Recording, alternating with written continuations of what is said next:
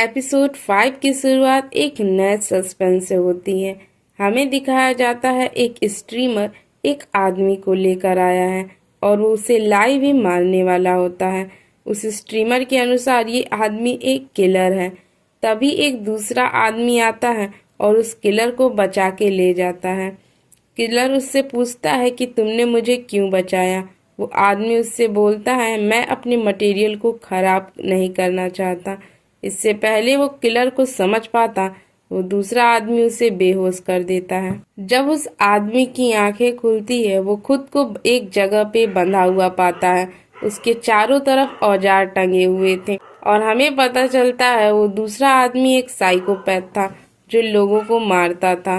वो एक chain saw लेके उस किलर के टुकड़े कर देता है और उसकी ब्लड की छींटें वहां रखे कैनवा पे पड़ती हैं। इसके बाद सीन शिफ्ट होता है और हमें डेथ के पास दिखाया जाता है। जीसू और ईजे की डेथ के बाद ईजे डेथ के पास आया हुआ है।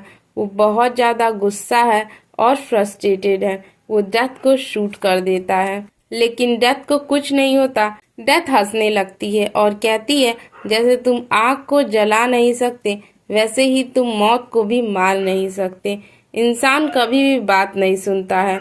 ईजे जीसू के लिए रोने लगता है और डेथ पे गुस्सा करने लगता है। तभी डेथ अपने आप को जीसू जैसा रूप दे देती है। ईजे ये देख के इमोशनल हो जाता है। फिर से डेथ अपने रियल रूप में आती है और वो ईजे पे हंसने लगती है।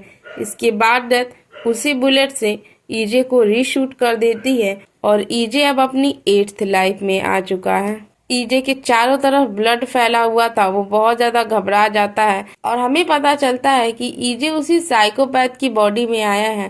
तभी वो स्टोन आता है और ईजे के माइंड में घुसता है और ईजे को पता चलता है कि ये साइकोपैथ एक आर्टिस्ट था जो बचपन से बहुत ही ज्यादा गरीब था और उसके काम को कभी भी सराहना नहीं मिली थी। एक बार वो एग्जीबिशन से वापस आ रहा होता है तो वो एक एक्सीडेंट देखता है। वो उस एक्सीडेंट के सीन को एक कैनवा पे ड्रॉ करता है और उसकी वो पेंटिंग बहुत ही महंगे में बिकती है। इसके बाद उस साइको को इंस्पिरेशन आता है और वो डेड बॉडी से पेंटिंग बनाने लगता है और धीरे धीरे वो एक साइको होने लगता है और लोगों को मार करके अपनी पेंटिंग बनाता है। ईजे ये जान के बहुत ज्यादा हैरान होता है कि कोई इतना बेरहम कैसे हो सकता है, लेकिन फिर ईजे सोचता है कि क्यों न मैं इस साइकोपैथ की बॉडी का यूज करते हुए तेयू को मार दूं। आखिर वो भी एक साइकोपैथ है और ये अच्छा होगा कि एक साइको दूसरे साइको को मार दे। इसके बाद ईजे उस एक्सीडेंट वाले सीन पे जाता है जहाँ पे उसका और जीसू का एक्सीडेंट हुआ था। वो याद करने लगता है जब वो बेहोश था तो तेयू अपने असिस्टेंट से कह रहा था कि तुम इस एक्सीडेंट का इल्जाम अपने सर पे ले लो और उसके बदले मैं तुम्हें अपनी एक सब्सिडरी कंपनी दे दूंगा। क्योंकि तेयू अपने पिता से बहुत ज्यादा डरता था और वो डरता था कि कहीं उसकी सच्चाई उसके पिता को न पता चल जाए। इसके बाद ईजे तेयू से मिलने उसके ऑफिस जाता है, लेकिन वो उससे मिल नहीं पाता।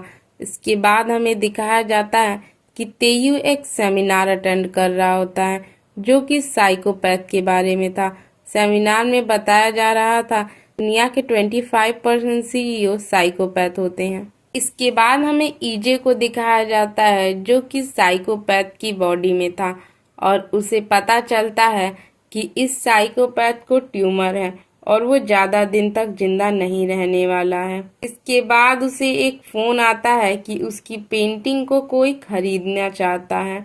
वो अपने एग्जीबिशन में जाता है और उसे पता चलता है कि उसकी पेंटिंग को खरीदने वाला कोई और नहीं बल्कि तेयू है। तेयू उससे पूछता है कि तुम्हारी पेंटिंग का इंस्पिरेशन क्या है।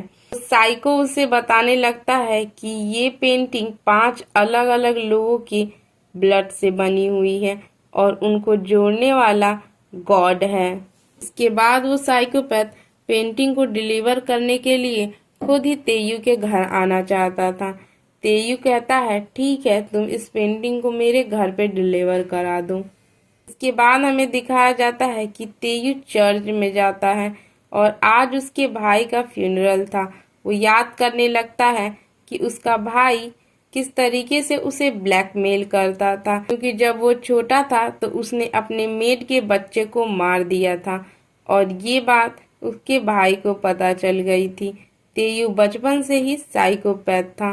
तेयू ड्रग्स भी लेता था और जिसकी वजह से वो बहुत सारे एक्सीडेंट कर देता था। तेयू अपने ड्रग्स की बात अपने डैड से छिपाता है। तेयू फिर से ड्रग्स लेता है और ड्राइव करने लगता है। तभी रास्ते में कुछ पुलिस वाले उसे पकड़ लेते हैं। वो में से एक पुलिस वाला तेयू पे गुस्सा होने लगता है और उसे रोक लेता है। तेयू बहुत ज्यादा गुस्सा होने लगता है और अपनी पावर शो करता है, तो दूसरा पुलिस उसे जाने देता है। के बाद हमें दिखाया जाता है कि तेयू अपने घर पे आया है। गेट पे ही उसकी मुलाकात साइको से होती है, जो कि उसे मारने आया हुआ है। साइको तेयू को बेहोश कर देता है और तेयू को कार में बैठा के अपनी लोकेशन पे लेकर जाता है। इसके बाद वो साइको बताने लगता है कि वो तेयू को किस तरीके से मारेगा, लेकिन किसी तरीके से तेयू उस साइकोपैथ को हरा देता है और वो साइकोपैथ को ही उस टेबल पे बांध देता है। इसके बाद तेयू बताता है कि उसका पहला एक्सीडेंट 7 साल पहले था और जब उसने एक्सीडेंट किया था तो उस आदमी ने उससे अपनी जान की भीख मांगी थी। देख के उसे बहुत सेटिस्फेक्शन हुई थी, उसे गॉड वाली फीलिंग आई थी, इसीलिए उसे लोगों को मारने में मजा आने लगा।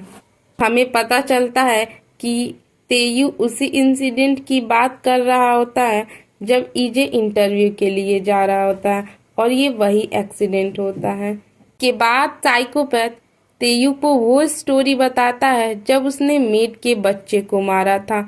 तेयू ये हैरान होता है कि तुम्हें ये स्टोरी कैसे पता, लेकिन ईजे को ये स्टोरी पता है क्योंकि वो उसके भाई की बॉडी में एक बार जा चुका है। के बाद तेयू उस साइकोपैथ को बड़ी ही बेरहमी से काट देता है और ये मौत ईजे की जिंदगी की अब तक की सबसे खतरनाक और दर्दनाक मौत थी। की आंख फिर से डेथ के पास खुलती है और डेथ अब ईजे पे जोर जोर से हंस रही होती है। इन ईजे के माइंड में कुछ और चल रहा होता है और एपिसोड 5 का यहीं पे अंत होता है।